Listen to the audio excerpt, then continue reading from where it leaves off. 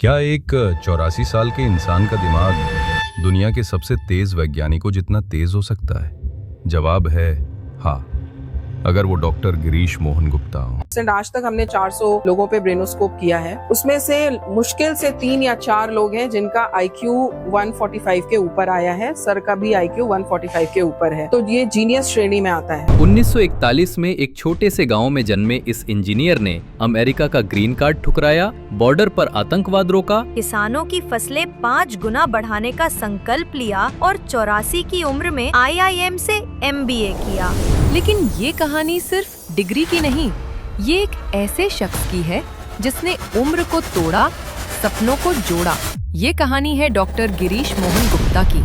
उत्तर प्रदेश के एक छोटे से गांव दिबाई में जन्म लेता है एक बच्चा। कोई नहीं जानता कि यही बच्चा आने वाले समय में भारत की आत्मनिर्भरता का प्रतीक बनेगा। दिबाई गांव, जहां व्यापारी पिता हरिशंकर गुप्ता से व्यावसायिक बुद्धि मिली और मां लक्ष्मी देवी से अध्यात्म और सेवा के संस्कार। मेरी माँ भगवान कृष्ण की अपार भक्त थी। वो ऐसी भक्त थी कि मैंने अपनी आंखों से आज तक नहीं देखा। उसने गंगा के किनारे अपने 28 अंतिम वर्ष वहाँ बिताए। हमारी माँ लक्ष्मी देवी जी आध्यात्म और भक्ति में डूबी रहती थी। 6 भाइयों में तीसरे नंबर के गिरीश मोहन। गिरीश भैया ने हमेशा साधारण जीवन जिया, लेकिन उनके सपने हमेशा असाधारण रहे। कॉलेज के दिनों में रोज साइकिल से जाना, माँ की आज्ञा पालन करना, अनुशासन ईमानदारी से जीना, यही उनकी पहचान थी। बड़े भाई चंद्र मोहन गुप्ता रेलवे में इलेक्ट्रिकल इंजीनियर थे। उन्होंने ही छोटे भाई के मन में बीज बोया, देश के लिए कुछ करने का। उनके मन में हमेशा यही संकल्प था कि देश को आत्मनिर्भर बनाना है। दूसरे भाई डॉक्टर विनोद गुप्ता समाचार भारती से शुरू करके PTI के मुख्य संपादक बने।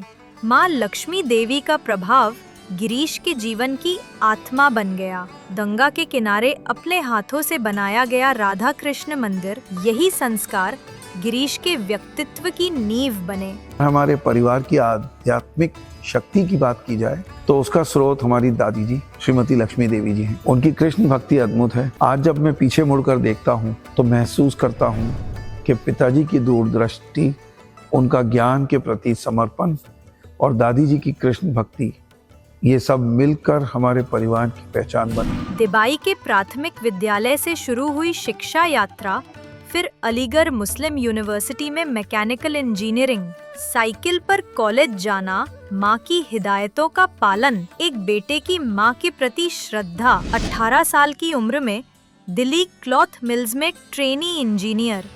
DCM की सफलता के बावजूद भी दिल में बेचैनी। 1962, 1965 और 1971 के युद्धों ने मेरे दिल को झकझोर दिया। सीमाओं पर हमारे जवान शहीद हो रहे थे, हथियारों की कमी थी और विदेशी तकनीक पर निर्भरता हमें लाचार बना रही। उस दर्द ने मुझे एक मिशन दिया, आत्मनिर्भर भारत का वास्तविक अर्थ समझना और उसे जीना। उनके अंदर की जो लगनशीलता है, उनके अंदर का जो डेडिकेशन है, डिवोशन है, डिटर्मिनेशन है, वो तो युवाओं को सीखने की चीज। मुझे लगता है कि वो नस्ल हमें बरकरार रखने की चीज है, अगर असल तौर पर हम भारत को कहीं बड़ा देखना चाहते हैं। अगर हमारे गांव के किसी बच्चे के सपने बड़े थे तो उसका सबसे बड़ा उदाहरण गिरीश है। मैंने उनकी आंखों में हमेशा नया करने की चमक देखी। उन्होंने हाई सिक्योरिटी फेंसिंग और डिफेंस के लिए हथियार बनाकर हिंदुस्तान की सरहदों को और मजबूत किया। हमें कभी गर्व नहीं था कि हमारे गांव दिबाई से कोई देश को सुरक्षा तकनीक देने वाला निकलेगा, लेकिन गिरीश ने ये सब करके दिखाया है। यहीं से शुरू होती है एक ऐसी यात्रा जो भारत की तकनीकी तस्वीर बदल कर रख देगी। 1980 के दशक की शुरुआत, पाकिस्तान पंजाब बॉर्डर के रास्ते सिख आतंकवादियों को भारत भेज रहा था। भारत सरकार सीमा को बाढ़ से घेरने पर विचार कर रही थी। मुझे पेंटागन जाने का मौका मिला, तो पेंटागन में एक फेंसिंग लगी हुई थी जिसके नीचे तख्तियां लगी हुई थी, don't touch it is electrified. तो मुझको अट्रैक्ट किया कि ये क्यों ना हिंदुस्तान में मैं बनाऊं और लगाऊं, तो मुझे तो एक देश की सेवा का मौका मिलेगा, मैं डिफेंस के लिए काम भी कर पाऊंगा, जो कि मेरी दिल की इच्छा थी। और मैंने ये सोच करके पता करना शुरू किया कि इसका निर्माता कौन है, कौन बनाता है। तो पता लगा जर्मन कंपनी है, सिर्फ वो एक ही कंपनी वो बनाती है। मेरे भाई मुझे लेकर के आए, मैंने सारी फैक्ट्री देखी, फिर उसके साथ बातचीत हुई तो उसने कहा कि 1 साल का इंतजार करना पड़े, क्योंकि मेरा 10 साल का एग्रीमेंट है ये नेटो और पेंटागन से कि मैं ये प्रोडक्ट किसी और को नहीं दे सकता। तो मैं जो है उसको देख करके आया और मेरे सब दिमाग में बैठी हुई थी उसको कैसे लगाना है। श्री गिरीश मोहन गुप्ता जी के साथ काम कर रहा हूँ। उस समय से लेकर आज तक मैंने सिर्फ उन्हें बढ़ते ही नहीं बल्कि देश को नई नई राह दिखाते देखा है। वो सिर्फ एक इंजीनियर नहीं बल्कि सच्चे मायनों में देशभक्त और समाज सेवी हैं। But what inspires me the most is Nanu's incredible journey and his contribution to our country. As the founder of Global Engineers, he dedicated his life to making India self-reliant in defense, nuclear and industrial technology. 1983 में मैंने green card फेंक दिया। लोग हैरान थे, मेरे सहकर्मी कहते थे तुम पागल हो गए हो, इतना कुछ छोड़कर भारत क्यों जा रहे हो। लेकिन मेरे दिल में एक आग थी, मेरे देश को आत्मनिर्भर बनाने की आग। जब उन्होंने ग्रीन कार्ड रिफ्यूज करा, वो सिर्फ एक कागज नहीं था, वो एक अमेरिकन ड्रीम को ठुकराया था अपने देश के लिए। उनका एकमात्र मिशन था, मैं अपने देश की सीमाओं को सुरक्षित करूंगा ताकि एक भी जवान शहीद ना हो। ये से इंजीनियरिंग नहीं, ये उनका कर्ज चुकाने का तरीका था। पंच टेप कॉन्सर्टीना कॉइल, यही था वह तकनीक जिसे डॉक्टर गुप्ता ने रीडेवलप किया। पहले पंजाब बॉर्डर, फिर राजस्थान, गुजरात, बांग्लादेश और जम्मू कश्मीर की सीमाओं पर सिख आतंकवाद को रोकने में यह फेंसिंग कामयाब रही।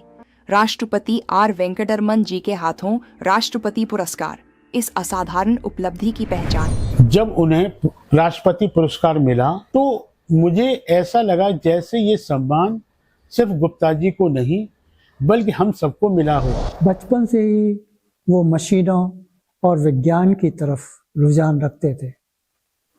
अलीगढ़ मुस्लिम यूनिवर्सिटी से इंजीनियरिंग की पढ़ाई हो या अमेरिका जाकर पिट्सबर्ग स्टील में वाइस प्रेसिडेंट बनना, उसने हर जगह अपनी काबिलियत साबित की। लेकिन असली कमाल तब दिखा जब गिरीश ने अमेरिका का आराम और कमाई छोड़कर वापस भारत आकर कुछ अलग किया। 1980 का दशक, भारत के गांव टेलीकम्युनिकेशन से कटे हुए थे। भारत सरकार ने फैसला किया छोटे टेलीफोन एक्सचेंजेस लगाकर गांवों के समूह को जोड़ना होगा।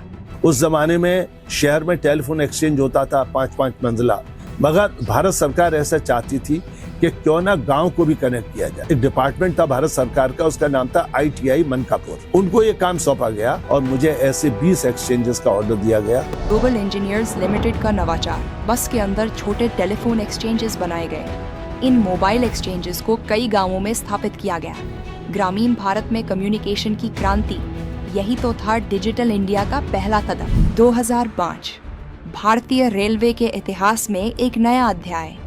एक छोटी सी कंप्यूटर केबिन में कंप्यूटर के सामने ऑपरेटर बैठा हुआ है और वो सिग्नल देता था कमांड, तो एंड की वॉल पेंट हो जाती थी, एक कमांड दे छत पेंट हो जाती है, वो सब अलग अलग रंग अलग अलग पेंटिंग मटेरियल होता है। एक बॉटम पेंट हो जाती और उसके बाद दोनों साइड पेंट हो जाती, उसके बाद लिखा भी जाता।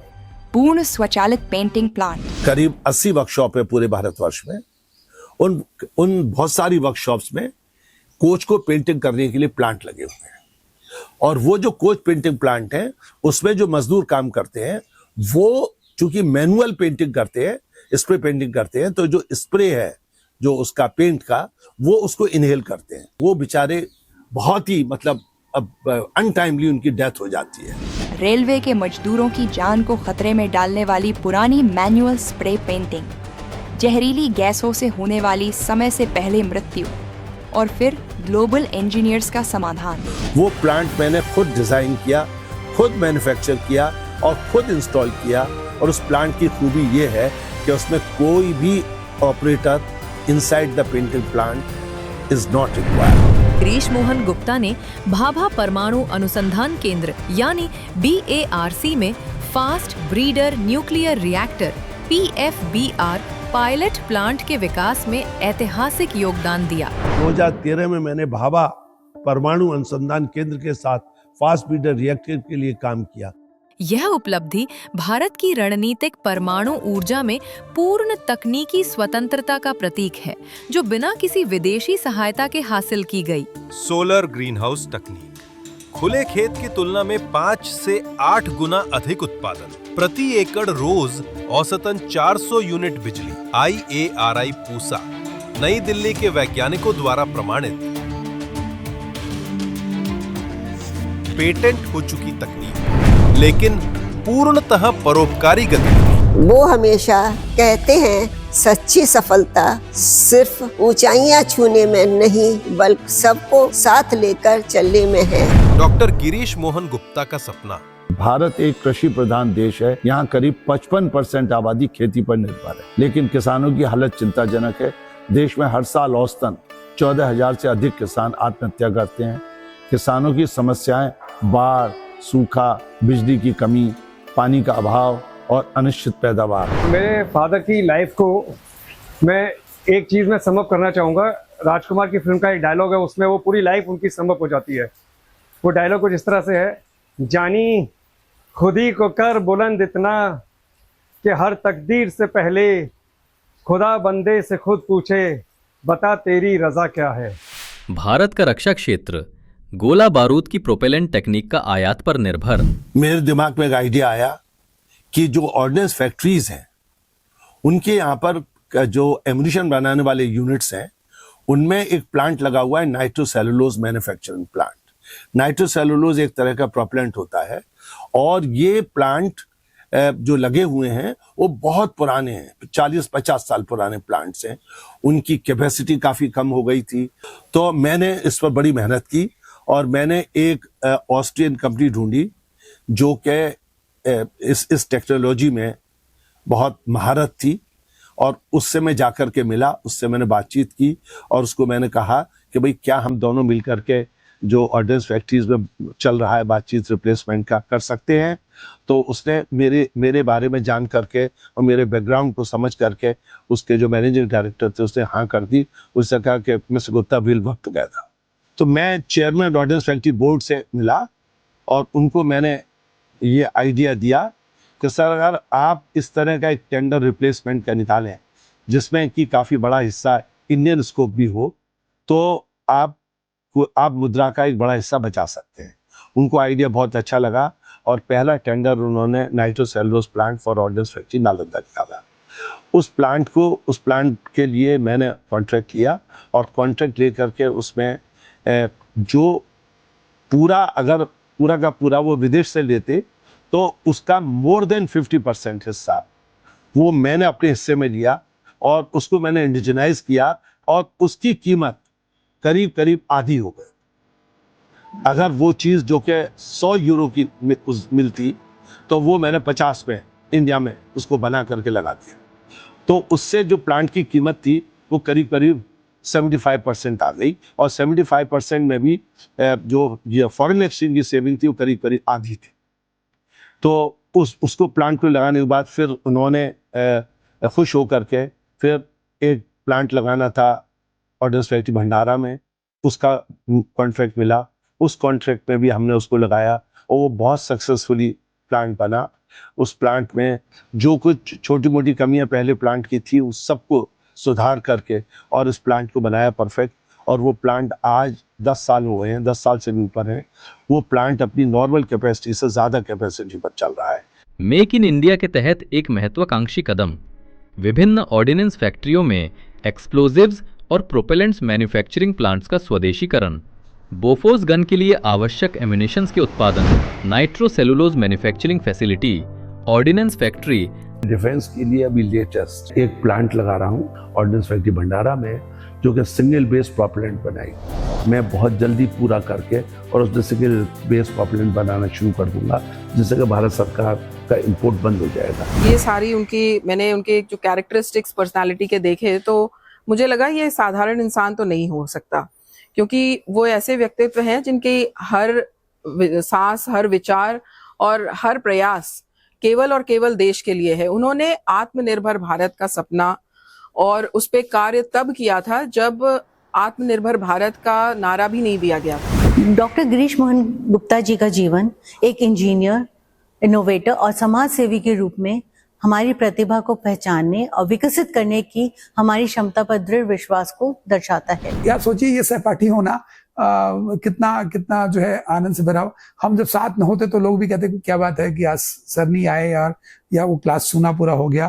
क्योंकि वहां जो टीचर्स भी हैं, लोग भी है ना, वो जो है वो उस अनुभव को सुनना चाहते, क्योंकि इन 80 सालों में आप कह लें कि वो उनके अपने 84 सालों के एक अपने अनुभव हैं, वो अपने आप में एक संस्था है, अपने आप में एक दर्शन है अपने आप में जो है।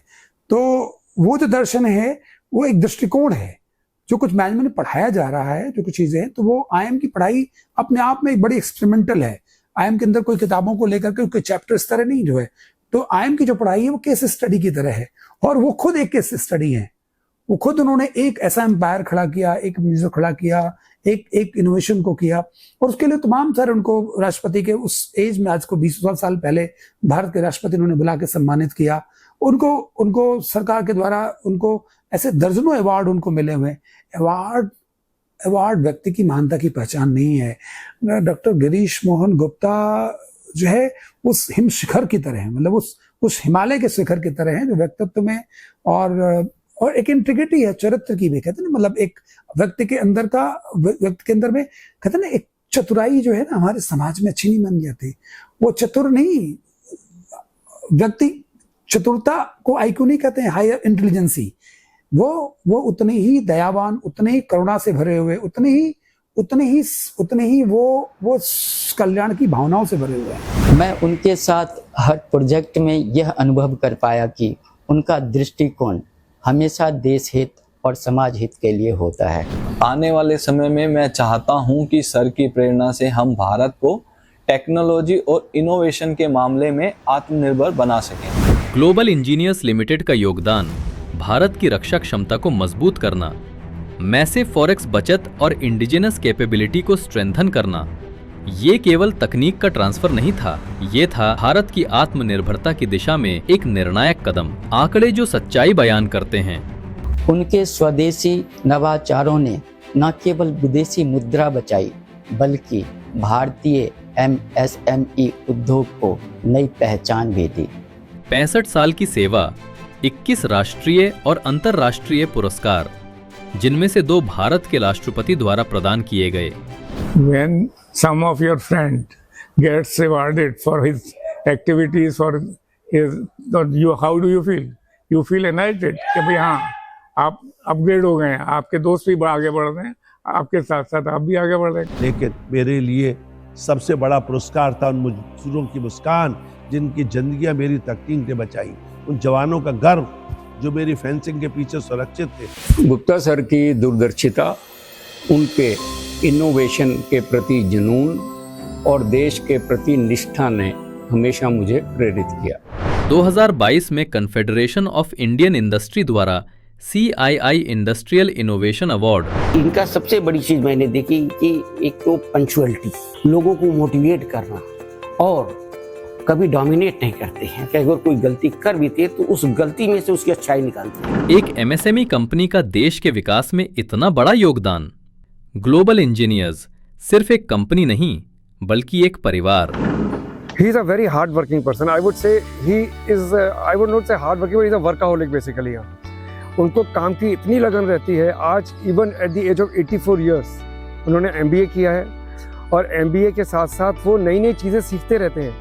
वो जो एक इंक्विजिटिवनेस है उनके अंदर, वो कभी ख़त्म नहीं होती। डॉक्टर गुप्ता जी के साथ काम करना केवल एक पेशेवर अनुभव नहीं, बल्कि जीवन बदलने वाला अनुभव है। उनकी मेहनत, उनकी दूरदर्शिता और उनके नेतृत्व में हमने कई कठिन प्रोजेक्ट को सफलतापूर्वक पूरा किया है। और शायद यही वजह है कि जब भी मैं किसी नए फैसले की दहलीज पे खड़ा होता हूँ, तो मेरे कानों में मेरे पिताजी की आवाज़ हमेशा गूंजती है। सीखते रहो, बढ़ते रहो, और जहाँ तक हो सके अपनी रोशनी दूसरों की जिंदगी में बांटते। सर ने हमेशा यही सिखाया कि राहुल, इंजीनियरिंग सिर्फ मशीनें बनाना नहीं है, बल्कि देश को आत्मनिर्भर बनाना है। मैं हमेशा सोचती थी कि बड़े लोग सिर्फ बिजनेस और मुनाफे के बारे में सोचते हैं, लेकिन गुप्ता सर को देखकर समझ आया कि असली लीडर वही हैं जो समाज और देश की भलाई को प्राथमिकता दें। सर की सबसे बड़ी खूबी है कि वे हमें सिर्फ कर्मचारी नहीं बल्कि परिवार का हिस्सा मानते। जब मैं कॉलेज से पास होकर निकला तो मुझे लगा था कि इंडस्ट्री में सिर्फ पैसा और प्रोजेक्ट की ही बात होगी, लेकिन ग्लोबल इंजीनियर्स में गुप्ता सर के साथ काम करके मेरी यह सोच पूरी तरह बदल गई। सर हमेशा याद दिलाते हैं कि तकनीक का सबसे बड़ा उद्देश्य है लोगों की जिंदगी को आसान और सुरक्षित बनाना। कर्मचारियों को समय से पहले वेतन देने की नीति। मैं अकाउंट सेक्शन में काम करता हूं और मेरे लिए सबसे बड़ा अनुभव यह रहा है कि डॉक्टर गिरीश मोहन गुप्ता जी ने हमें हमेशा यह आदेश दिया है कि गौरव, किसी भी कर्मचारी को वेतन देरी से नहीं मिलना चाहिए। आज जब हम किसी कर्मचारी को समय से पहले उसका वेतन देते हैं और उसके चेहरे पर मुस्कान देखते हैं तो हमें यह एहसास होता है कि यह सिर्फ वेतन नहीं है बल्कि गुप्ता जी का दिया हुआ संस्कार है। यूरोप भेजकर नई तकनीक सिखाने का विजन।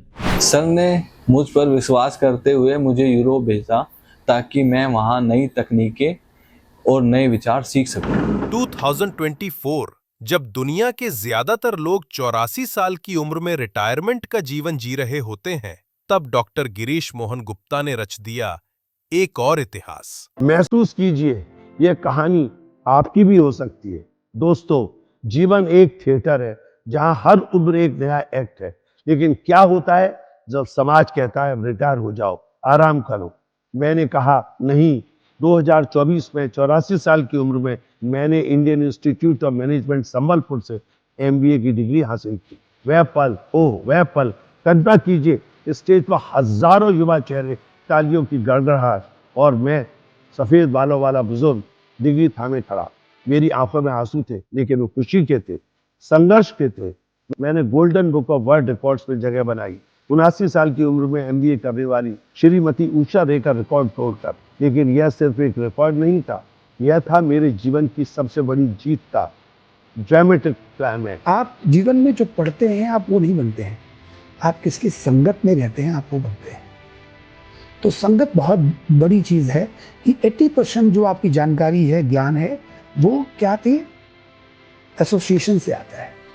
20% नॉलेज ही आपके जीवन में काम करता है। तो डॉक्टर गुप्ता ऐसे व्यक्ति हैं जिनकी संगत में बहुत कुछ सीखने को मिलता है। 84 साल की उम्र में उन्होंने MBA किया और अभी भी नई ऊंचाइयों की ओर बढ़ रहे हैं। यह देखकर मैं भी हर दिन बेहतर बनने की प्रेरणा लेती हूँ। Even after achieving so much, at the age of 84, Nanu earned his MBA from IIM Sambalpur and is now preparing for another PhD. अभी इस उम्र में उन्होंने MBA की। कोई सोच भी नहीं सकता कि 80 साल क्रॉस करने के बाद हम फिर से पढ़ाई करेंगे, कॉलेज ज्वाइन करेंगे, फिर से। ये है बुद्धि। जितना हम अपने मन का, बुद्धि का, विचारों का उपयोग करेंगे, उतनी हमारी विचार शक्ति और सक्षम होती है। गुप्ता जी की ये खूबी है, वो हमेशा ही नई चीज जानने में उत्सुक हैं, इंटरेस्टेड हैं, खोजबीन करते हैं, कुछ नई सूझबूझ आती है। उनके प्रेरक दृष्टिकोण की वजह से मैंने MBA पूरा किया।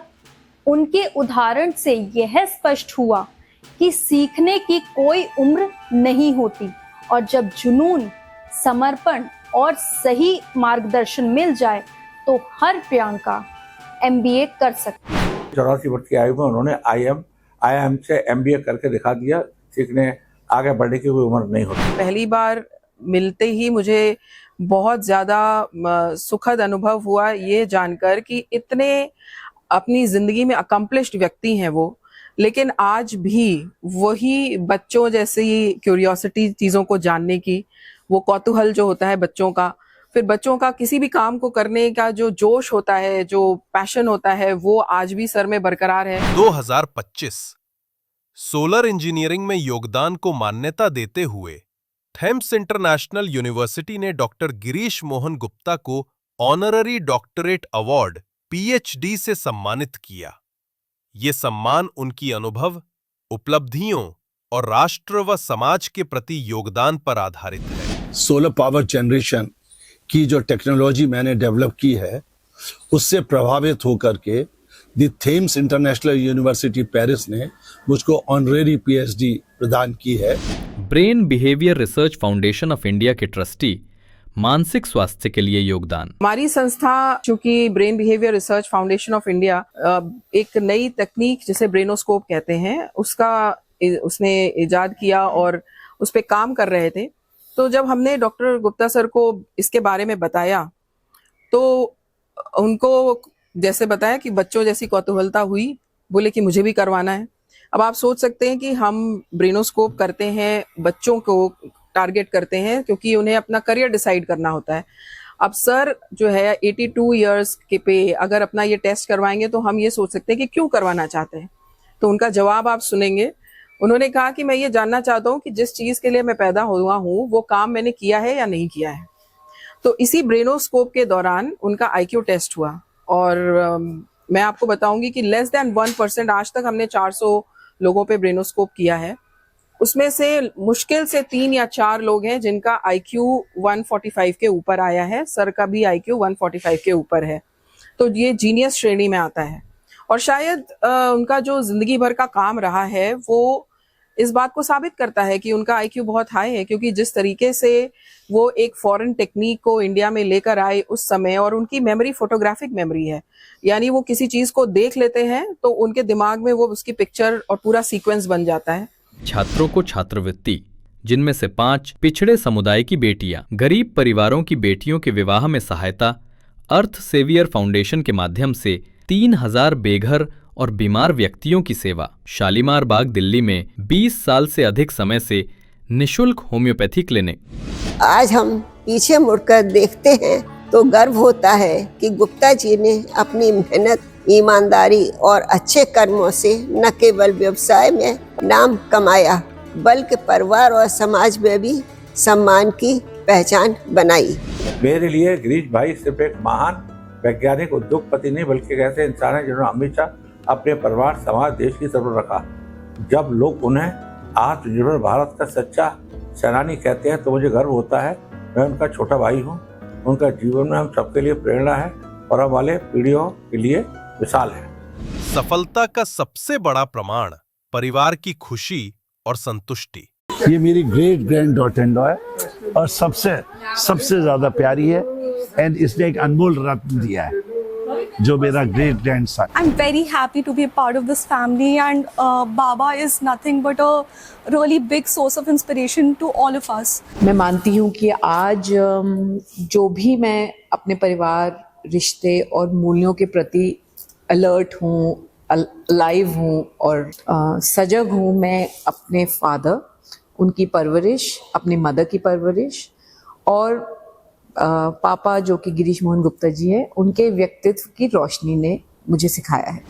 मेरे पिता डॉक्टर गिरीश मोहन गुप्ता एक ऐसे जीवनदाता हैं जिन्होंने 84 वर्ष की उम्र में IIM संबलपुर से MBA की डिग्री हासिल कर यह साबित किया कि सीखने की राह कभी बंद नहीं होती। मेरे लिए मेरे दादाजी और दादाजी सिर्फ परिवार के मुखिया नहीं बल्कि मेरे जीवन के सबसे बड़े इंस्पिरेशन है। बचपन से मैंने उन्हें बहुत करीब से देखा है। उनके ज्ञान के प्रति लगाव, उनका डिसिप्लिन और समाज के लिए कुछ करने की सोच हमेशा मुझे आगे बढ़ने की ताकत देती है। मैं आपको बताना चाहता हूँ, मैं डॉक्टर अरुण बंसल जी के बगल में बैठा हुआ हूँ और मुझे बड़ा गौरवान्वित मैं महसूस कर रहा हूँ, क्योंकि उन्होंने जो मेरी जब जन्मपत्री 99 में बनाई थी उसमें इनकी हर प्रेडिक्शन कोई ऐसी नहीं है कि जो नहीं हुई हो मेरे लिए।